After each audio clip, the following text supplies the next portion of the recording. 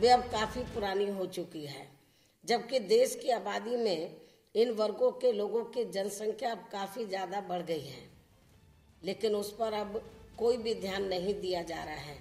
इसलिए अब इस बात की भी आवश्यकता है कि देश में एससी व एसटी एवं ओबीसी वर्गों को मिलने वाले आरक्षण की लगभग 50% की सीमा की सही नियत के साथ समीक्षा किए जाने की आवश्यकता है तथा इन्हें इनकी बढ़ी हुई आबादी के अनुपात में आरक्षण के अनुपात को भी समुचित तौर पर बढ़ाकर दिए जाने की कोई नई संवैधानिक व्यवस्था देश में लागू की जानी चाहिए, तो ये इन वर्गों के लिए बेहतर होगा। और इतना ही नहीं, बल्कि इन वर्गों को मिलने वाले आरक्षण की व्यवस्था को केंद्र व राज्यों की विभिन्न सरकारों द्वारा निष्क्रिय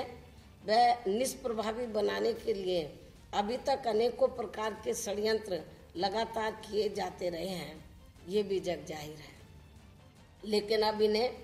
इसकी बजाय इन वर्गों के लिए उन क्षेत्रों में भी आरक्षण की उचित व्यवस्था सुनिश्चित की जानी चाहिए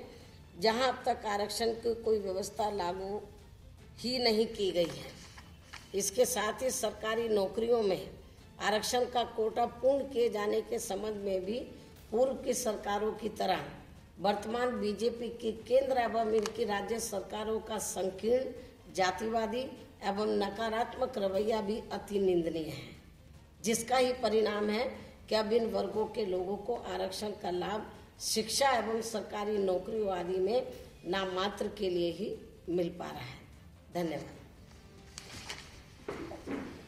बीएसपी प्रमुख मायावती ने सवर्णों के आरक्षण का स्वागत किया, लेकिन सरकार की नीयत पर सवाल खड़े करते हुए इसे चुनावी छलावा बताया। मायावती ने कहा कि सरकार ने फैसला पहले क्यों नहीं लिया।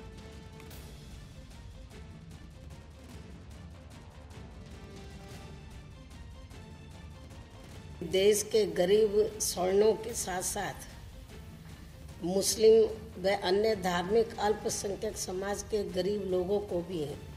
आर्थिक आधार पर अलग से आरक्षण की सुविधा दिए जाने की बीएसपी की ये मांग कोई नई बात नहीं है, बल्कि बहुत पुरानी है। और इसके लिए संसद के अंदर व बाहर भी हमारी पार्टी ने काफ़ी संघर्ष भी किया है, जो किसी से छिपा हुआ नहीं है। और इसलिए बीएसपी की लंबित पड़ी इस मांग को केंद्र की बीजेपी की सरकार ने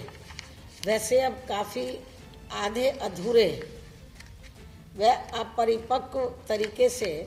इसे स्वीकार तो कर लिया है, लेकिन इसके बावजूद भी स्वर्ण समाज के गरीबों को 10% आरक्षण दिए जाने के केंद्रीय कैबिनेट के कल के लिए गए फैसले का बीएसपी स्वागत करती है। हालांकि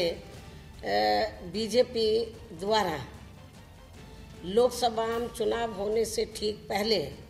लिया गया इनका ये फैसला हमें वास्तव में सही नीयत से लिया गया फैसला नहीं लगता है।